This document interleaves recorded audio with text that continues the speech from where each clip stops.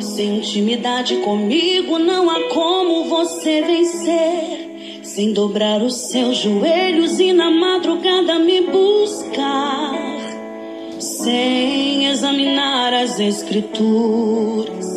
Não há como descobrir os segredos que tenho pra você, mas sondei seu coração e vi desejo de adorar.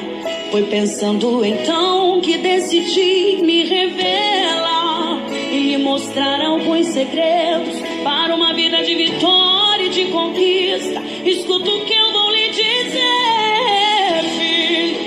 Enquanto eu for sua prioridade, pode vir o que vier. Pode também contar comigo, seja lá para o que for. 1000 cairão ao seu lado e 10.000 à sua direita, mas você não será atingido, verá livramento.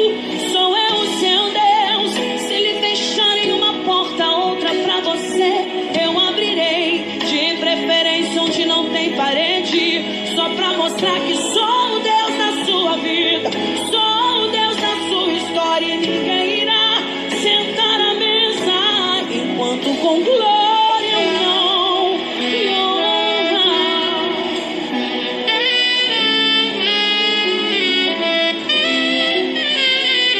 Mas sondei o seu coração e vi desejo de adorar. Foi pensando então que decidi me revelar